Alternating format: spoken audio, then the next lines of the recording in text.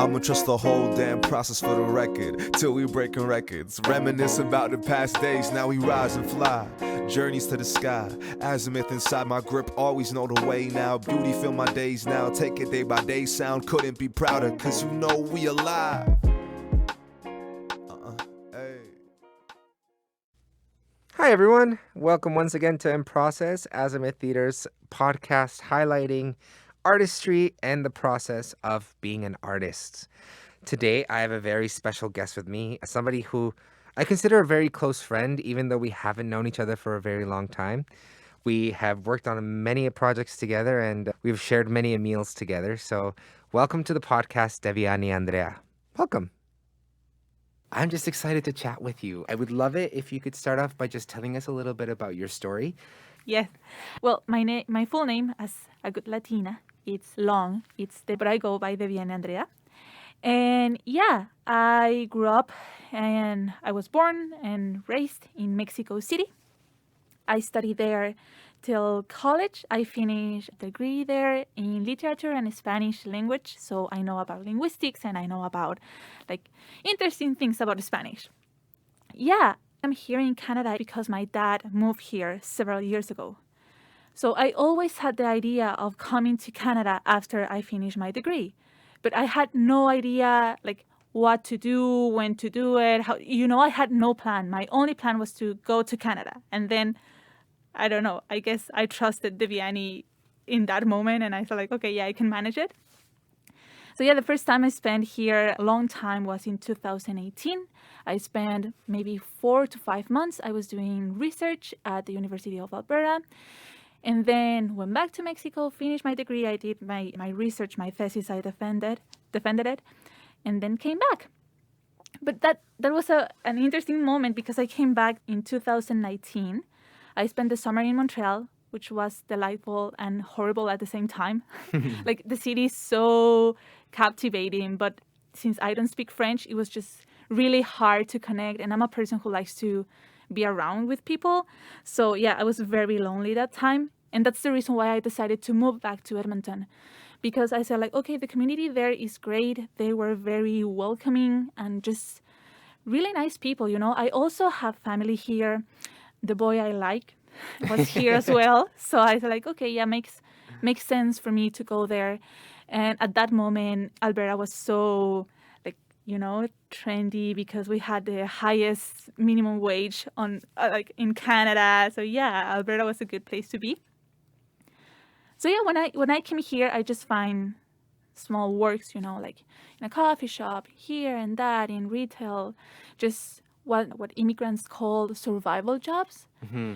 And then early in 2020, before everything happened, I said you know what? I've been training as a dancer for a long time. This is the thing I want to do. So I'm just going to do it. Honestly, that was my decision. Just gonna jump in yeah, and do it. Why not? Reset bottom. And then, yeah. So since then, and it's also a personal commitment, when you present yourself as something. I usually present myself as, yeah, I study literature, but what does that mean? I'm not a writer. I'm not a literature critic or something. So that never fit with me, or I couldn't make it fit. But dancer is something that I have very clear and I have experimented before. And just the thing that really, I don't know, I just felt so powerful presenting myself as a dancer, and fake it till you make it, kind of. So since that moment in January, my birthday is in January, so that reflection moment happened, and that was when I said okay, I'm gonna do it. Yeah, the Edmonton community has been open doors, if you want to do it, come here.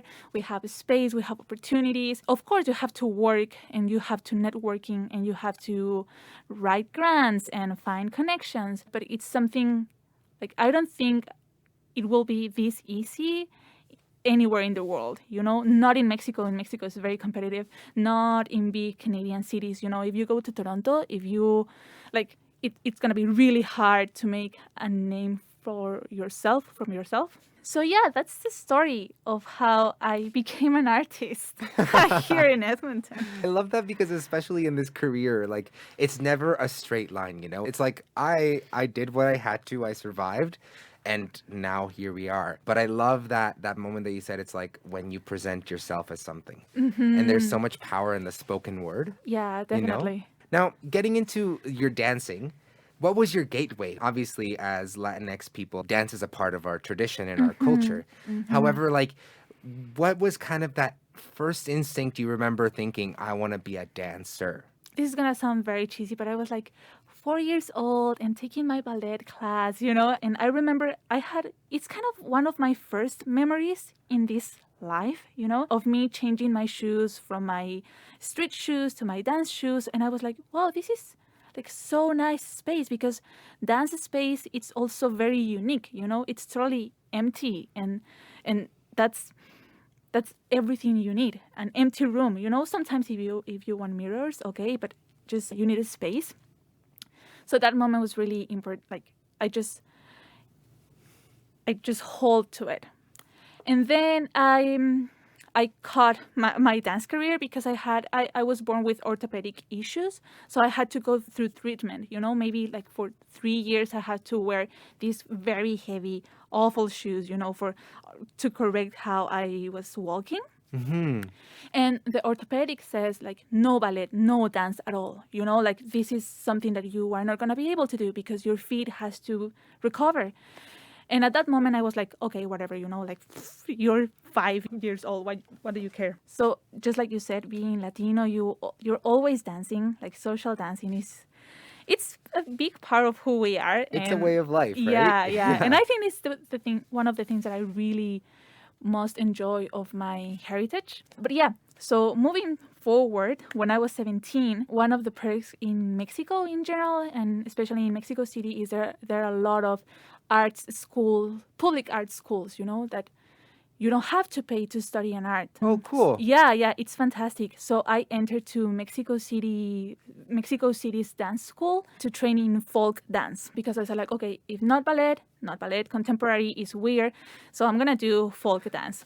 And I trained there. I joined some companies in Mexico, but there it's kind of, you have to do it because you love it, not because you want to make money out of it, you know? So Yeah. even if I was in the national company of folk dance, we received money every 3 months and very minimal money. So after that, I injured my knee in folk dance, and the doctors told me, like, you have to strengthen the muscles around your knee.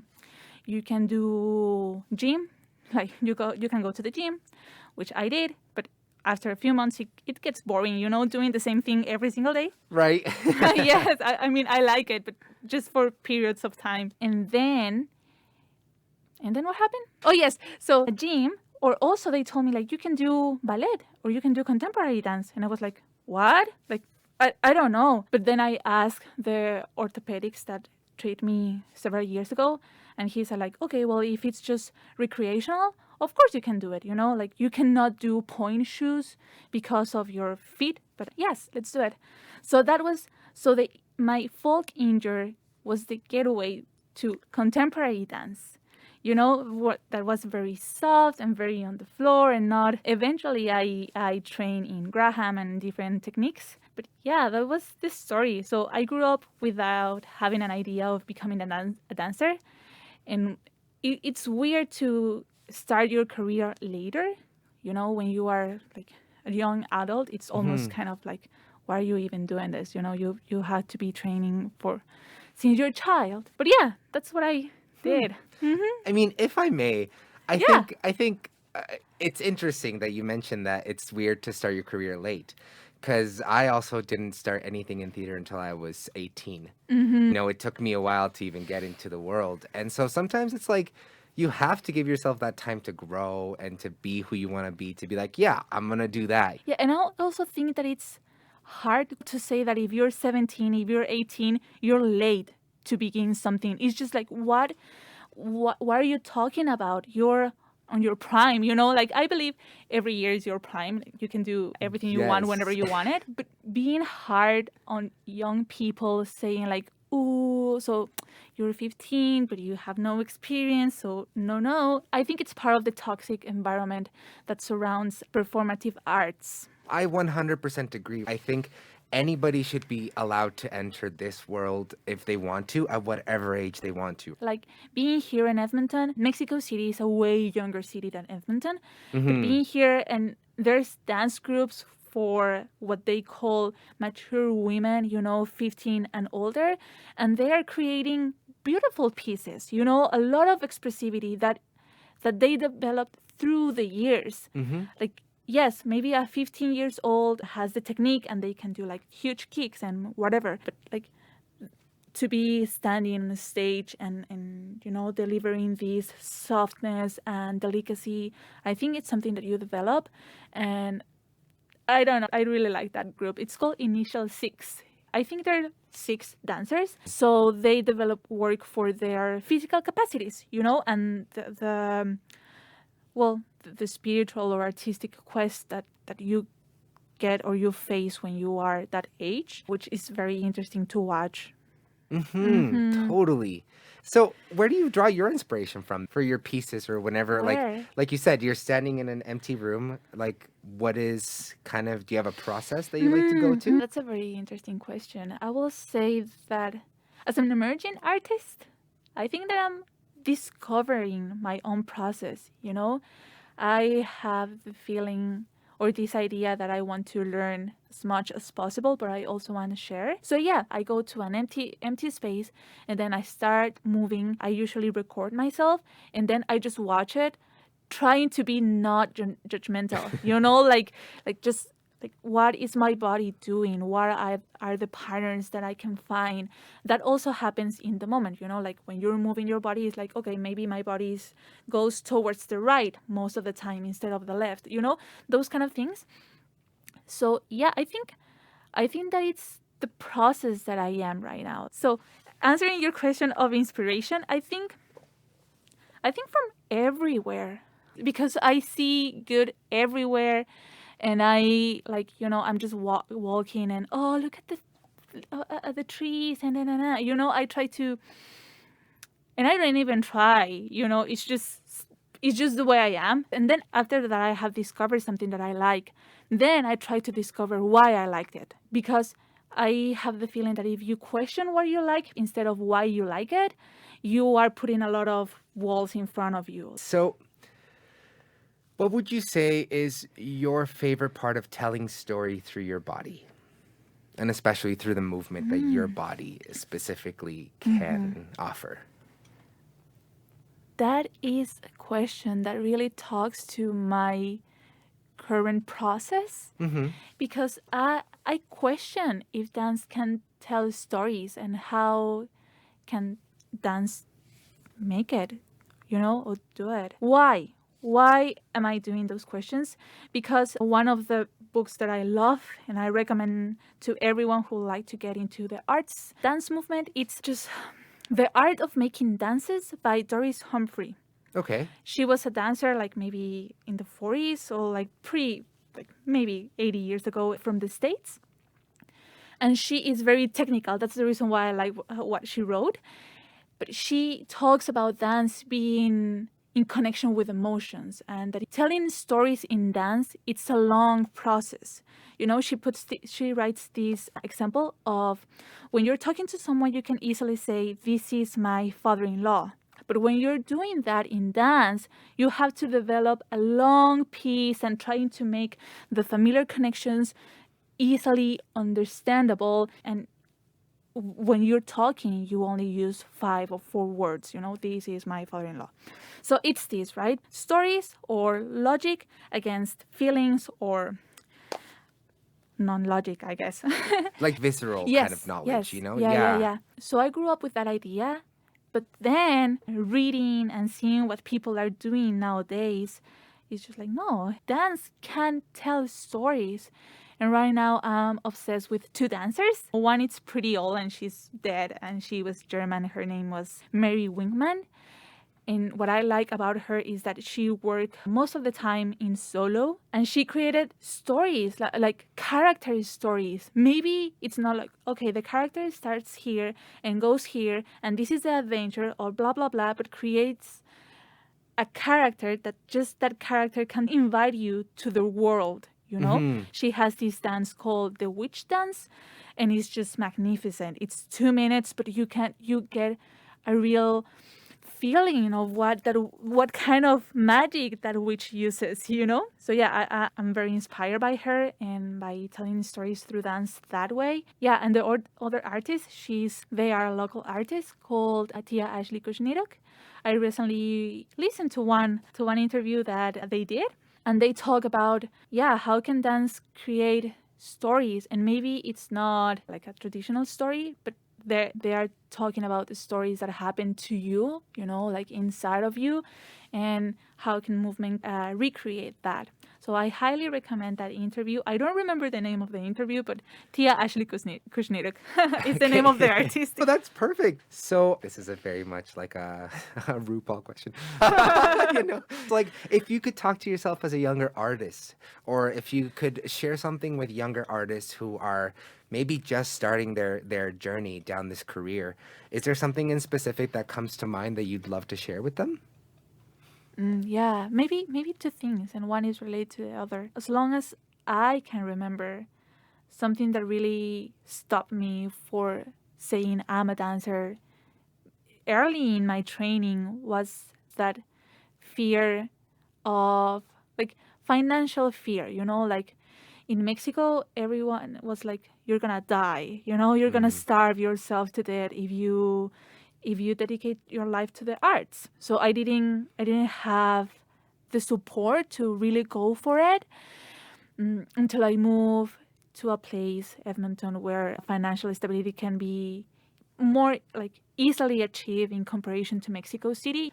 Whatever you do, if you do not commit to it, you're not gonna enjoy it, and you're gonna have struggles everywhere, you know? So yeah, maybe you can study something as stable as, I don't know, accounting, but if you do not put work into it, you're not gonna make any of it, you know? So arts is just like that it's really demanding. Like, you really need to want it, you know? Because once you have focused your mind, you're gonna find 10,000 plans to make it work, you know? So don't be discouraged about the monetary situation. It's crappy everywhere. So if you can find something that it's your passion and you really want to make it, just do it. And don't be naive either, you know? Like, I started to freelance again quite recently. So one of my friends told me, like, hey, don't be ashamed of having, you know, of working on McDonald's or something, like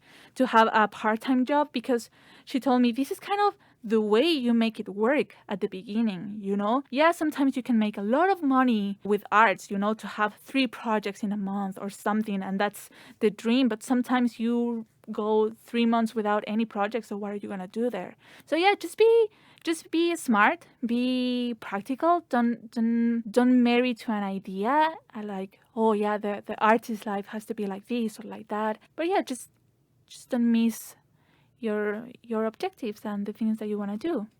Totally. And I think it's important to keep in mind that as much as this is a beautiful way of expression, like, to take it as a career, you do have to take it as a career, you know, like just any other career. Yes. Yeah. Yes. And surround yourself with people who are amazing and who are willing to help you, or even willing to listen, you know, without judging or without saying like, oh, you should have chosen a different career. Yeah. Support is everything. And something that I have learned is that I prefer to have friends than to have money, because with friends you have a lot of opportunities, you know, a lot of connections. Even if you want to, I don't know, do something as silly as go camping, you know, someone will loan you. Yeah, loan you. Someone will loan you things to camp. You know, I have never camped, but yeah. Let's go camping. Yes. Yeah.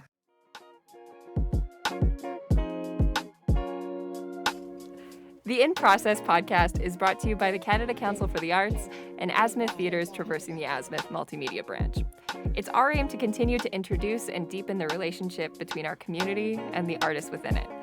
If you would like to donate to the cause to keep this podcast going, you can go to www.azimuththeatre.com/donate to help the continuation of this podcast.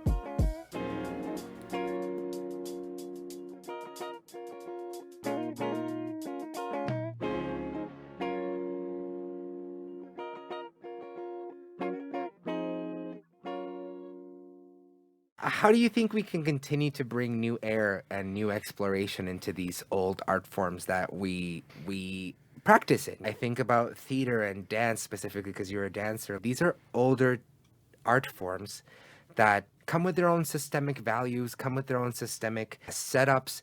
How do we bring new air and new life into them? Well, we are, I don't know, millennials and Gen Z, so I can say internet is everything and new technologies. I personally am not very, like at this point of my career, I want to play with video, but just because of COVID. But I'm very rooted in my body. But some artists here in Edmonton, they are creating crazy things and magnificent things using technology in theater and in dance. They create. There's this dancer here called Erin Tempest, and what they want to do is just to expand the limits of the body through digital things, So they are a dancer.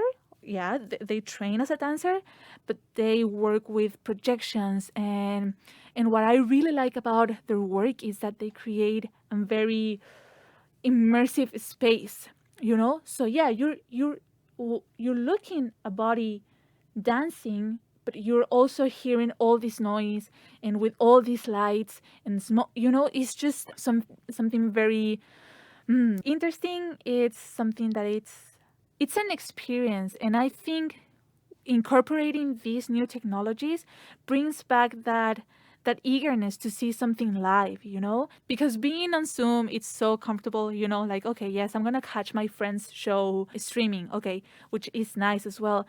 But to go there and to see someone just expressing themselves right there, and it's never going to be the same. It's something quite unique. So I will say that technologies, just to explore. So you will find something there, I'm not a very technological person, but yeah, I like video. And maybe also, and of course, I think that we should give space to different voices, I'm so lucky to be part of, I don't know if I can say this already, but I'm working with an indigenous writer. She created this theatrical piece. I'm going to be dancing then, but it's theater. And we went to a workshop, and that was the first time that I went to a reserve, for example. And I learned a lot of how indigenous people see the world, how they give like characteristics to every animal and everything is connected. And this was a workshop for female bodies or bodies with an uterus.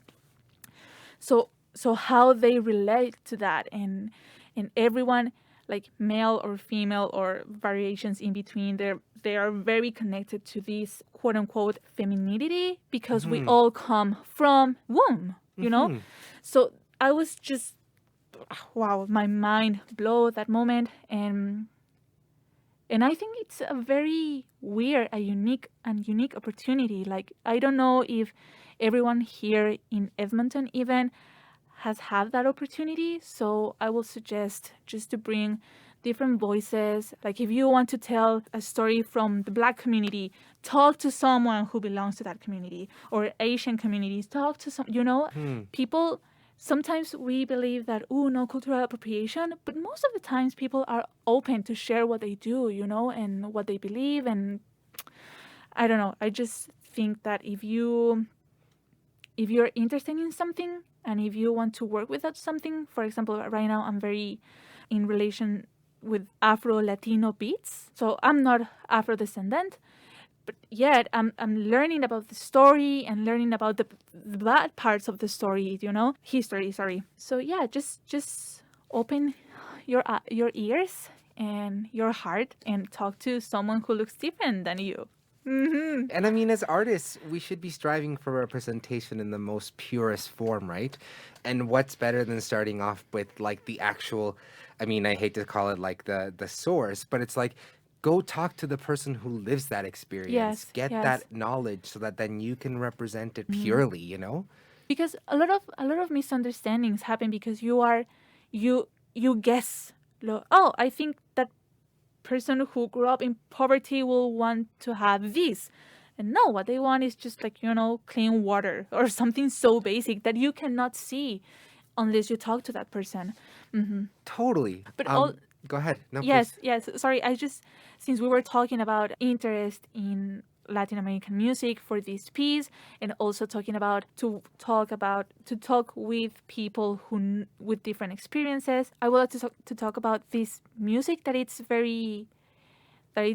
heavily inspiring my piece and my creative process because, of course, as a dancer, dance is also so connected to music that you cannot. Well, you can escape music, but most of the time, music it's a driven force in your creation. So yeah, I'm very excited about working with. I've been listening to Celia Cruz. Yeah, That you have. she's a goddess, right? But I'm interested in listening to her first album with La Sonora Matancera.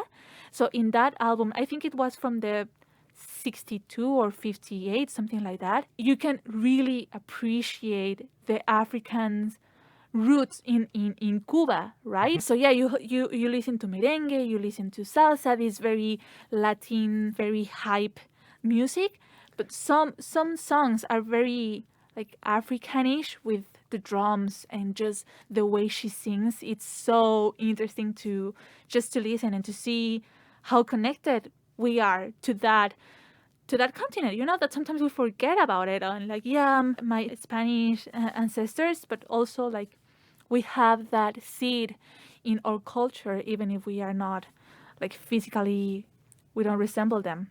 Yeah, and once again, I don't know if I'm gonna use that beat in my piece, but it's something that really is caught my attention. Like I can say Celia Cruz in Cuba. I can also say Toto La Mamposina from Colombia. Yeah, regardless your origin, just listen to Celia Cruz. Yes. Exactly. The queen for a reason. So, do you have like a project you maybe haven't been able to work on, or anything that you've kind of thought about doing that you haven't gotten to yet, but it keeps popping up? I think, and once again, I don't have an answer for that yet because I started my career a year and a half ago.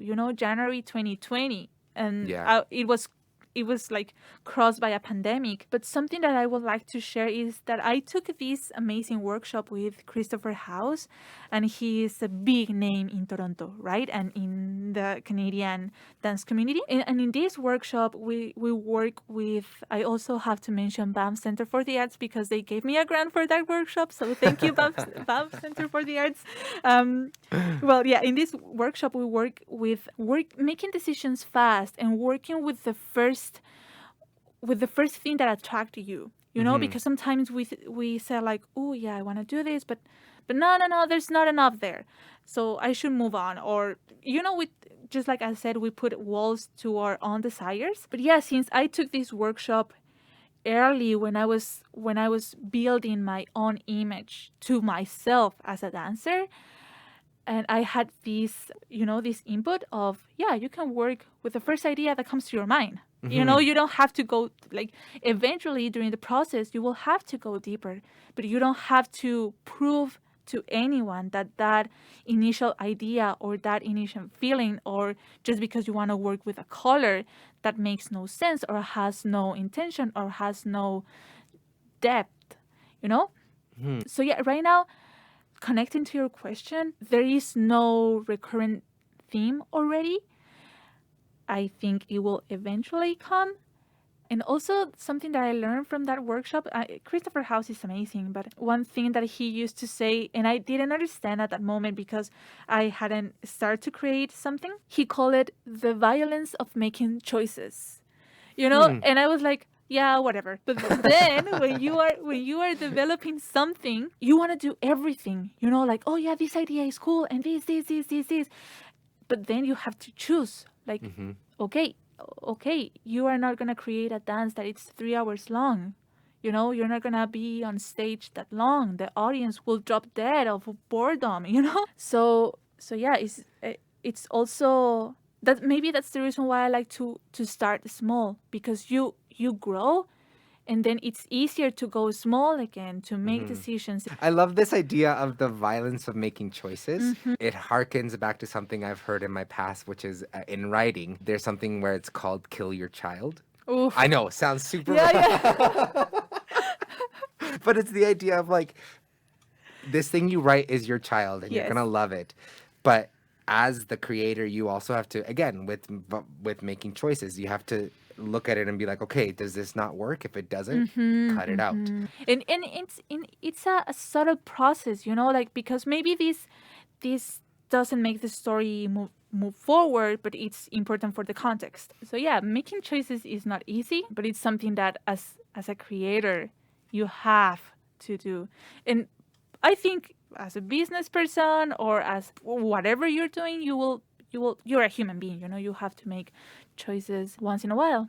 Yeah, totally. And you have to follow and trust that the choice comes from that impetus that you had originally, you know? So we've talked a lot about work. However, I've been finding that balance, like you were talking, is really important. And so what's one thing that you go to when you want to relax? Oh, jigsaw puzzles. Really? I love them. Yes. Yeah. It's very it's something that requires a lot of your attention, and you need to be like, you can be listening to music or whatever, but it's only you and the pieces, you know, and the puzzle.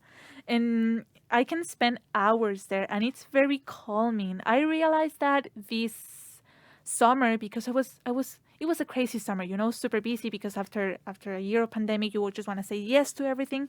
Yeah. But yeah, going back to my place, I was just like, okay, I'm just drink something, water or tea or anything, and then just puzzling, you know? It's very calming. I never in a million years would have expected jigsaw puzzles to come out of your mouth. No. That's beautiful. I don't know, just because I know you, like, you're such a moving around person all the time, that the idea of you sitting still and like doing a puzzle, just it's not something I imagined. I love that. It's because my ascendant is Virgo, and people who know astrology will know what I mean about that. I find such a pleasure and calm just making calendars and organizing my things, and then jigsaw puzzles, and just making everything look clean and in order. It's the thing I do to relax. Yes. As a fellow Virgo ascendant, I understand completely. Yeah. So going along with, like, you know, balancing and finding rest, something that's, and I think it's because of my culture, like, I think food is such a big part of my identity, and also like what I do to like relax, you know. Do you have a treat that you like to, like, if you're like, I'm going to treat myself to something edible today, what is it? Chips. Salt and vinegar chips are amazing. And this is something that the first time I tried them was here in Canada, because in Mexico we put chile to everything, so we don't have these flavors in food. We only eat spicy. Yeah. So yeah, that. But also connecting to the food, I'm following this new page of vegan. I'm not a vegan. I eat everything, but also incorporating vegan dishes to your diet. It's, you know, interesting. So yeah, I'm learning a lot about how to cook tofu and tempeh and different kinds of grains to have different types of protein. And that is a different process, you know, because when you cook meat, it's just like, okay, put it there and you know, in 5 minutes it's going to be ready. But there you'll have to chop and have to season it and have to do this and that. And it's a longer process. I have to admit that. But it's just so enjoyable, you know, because you start to smell the spices, and then to see how all the colors mixed. And at least for myself, my stomach really, really likes vegan food. It's easy to digest. So yeah, also, I wouldn't say that I cook to relax, because it's a long process and then you have to do a lot of cleaning. But I do enjoy cooking. I feel the same way. It's like I love to cook. I just hate after you're done eating Oh, and you yes. just like you look around. Yeah. And also what I learned about vegan food, it's that it's kind of a lot of these dishes are based on Asian recipes. So there are a lot of flavors that I'm not familiar with, and a lot of different sauces and a lot of different combinations that I'm just loving. It's just so good, and I'm really happy. I think I can say that had not been in Canada, I wouldn't have tried that kind of cuisine. Just like I wouldn't try Polish food and those kind of flavors. Because Mexican food is Mexican food, and it's so easily accessible down there, and it's so cheap and it's so good that you don't have to open your culinary experiences when you live down there. But here, because of migration and because of different cultures being so like together, you can experience a lot of things through food. And I just food is how I bridge my cultural differences to anyone. Yeah. Have you ever tried like doing tofu in like a Mexican dish or anything like that? No, but I have tried to do like vegan picadillo, which is like ground beef, but vegan. Okay. Yeah. Last question for you that I have prepared is like, do you have a dream project? I have two answers for that question. The first one is yes. My dream project will involve a lot of people dancing on stage. There is this amazing, amazing work by a Quebecois choreographer. I don't remember his name, but his piece is quite legendary. It's called Joe, and on stage there are like, I don't know, maybe 50 dancers. Okay. And it's just so I really hope that whoever is listening to the podcast can see that piece, Joe. But yeah, so my dream project will be something like that a big amount of dancers dancing together. But I also feel like I follow this Instagram influencer who calls himself from Toronto. He calls himself an artivist. And I'm really interested in that term. I think I need to find my own way to define it. But he's involved in the Black Lives Matter community and just is a driven force of arts in Toronto, of arts made by Black community people. Which is great. But here, my experiences in Edmonton and as a dancer and as a dance teacher has led me to be more involved in different parts of society. I have experience working with homeless people. I have experience working with people who are recovering from addictions or substance use. And I have seen how dance and reconnected to the body, because once you enter in that path of drugs use, sometimes you just don't feel your body anymore. You're just away from yourself. So yeah, maybe my dream project is to create something where dance is not so elevated. It's just not for dancers, but also like kind of arts therapy. But I don't like to say arts therapy, because arts therapy, it's so influenced by therapy, and therapy has its own issues, you know what I mean? But yeah, something where people just find ways to be comfortable in their bodies and gain, power. And also yes, Yeah. maybe that's my dream project, and something that will eventually come after I tour the whole entire world, just being an amazing dancer. Then I will do something for the community. It has been my pleasure to have you, to chat with you, to learn so much about you. Like it's wonderful and it's beautiful, and I want to thank you for giving me your time today. No, thank you, and thank you to Azimuth Theatre for having me. I hope audience have a nice time listening to this. I'm sure they will. Thank you. Thank you. Hey, pal. Enjoying the conversation? Traversing the Azimuth is a brand new branch of Azimuth Theatre, aimed at connecting artists with a wider community, deepening mutual understanding, and getting to share each artist's process and journey. If you would like to continue hearing these amazing stories, you can help out by going to azimuththeatre.com/sponsorship and sponsor Traversing the Azimuth. Your sponsorship will go straight into paying more artists to come and share what it means for them to be proudly in process. We would also like to take this moment to thank the Canada Council for the Arts for their support in the pilot of this project. For more information on Traversing the Azimuth, go to azimuththeatre.com/traversing.